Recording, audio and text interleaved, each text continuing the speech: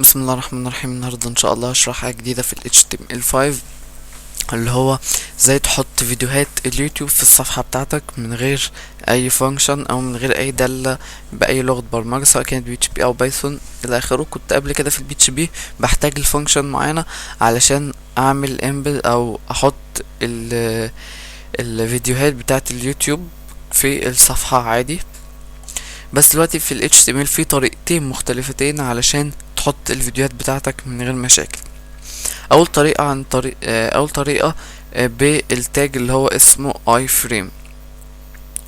بس طريقة الاستخدام طبعا انت كده شايف لينك عادي، بس هو لينك مش عادي. اول حاجة بس نكتب الاي فريم، نجرب طريقة الاي فريم. بتكتب اي فريم وبعد كده بتعمل ويدث العرض، بتعمل هيت الطول بتاع الفيديو، بعد كده بتعمل سورس بالشكل ده. طبعا الويدث مثلا انا عايز عرض الفيديو 420 والهيت 345. بعد كده السورس. لاحظين انك لو جيت نسخت مثلا ده، انسخ مثلا ده اللينك ده، هتلاقيه بالشكل ده. لاحظين بالشكل ده youtube.com/watch علامة استفهام في يساوي كود. احنا بقى مش عايزين كل ده، احنا عايزين الكود ده، عايزين الكود ده. هنا ملاحظين في المثال اللي مكتوب بيبقى youtube.com/embed/ وبعد كده الكود. يبقى هنا احنا هنكتب في السورس http www.youtube.com/embed وبعد كده الكود الكود ده. يبقى هناخد الكود ده كوبي نحطه هنا.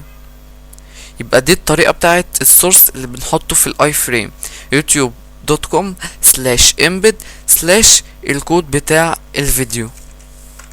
نجرب كده بقى.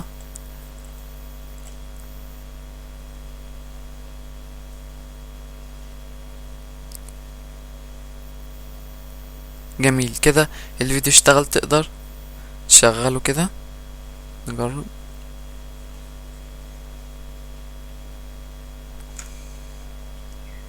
اوكي النت كده كده بطيء، بس هو كده الفيديو اشتغل. طيب دي اول طريقة.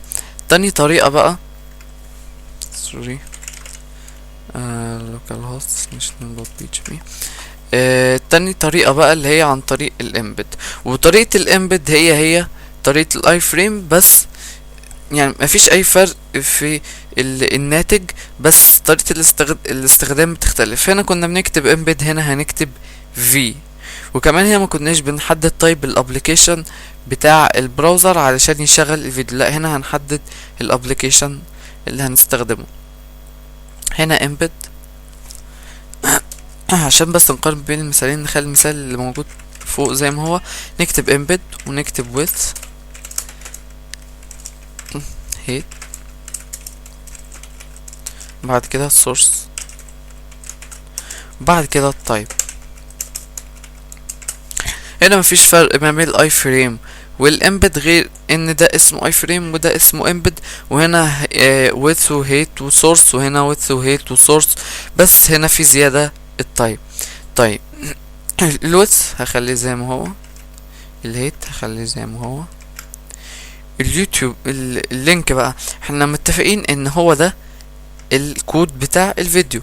هاخده كوبي واحطه على جنب كده، يبقى ده الكود بتاع الفيديو. يبقى انا هكتب youtube.com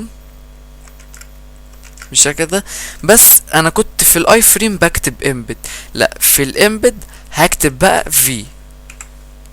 يبقى في الاي فريم بكتب embed وبعد كده الكود، في الامبد هكتب في وبعد كده الكود، واقوم جايب كود الفيديو بالشكل ده.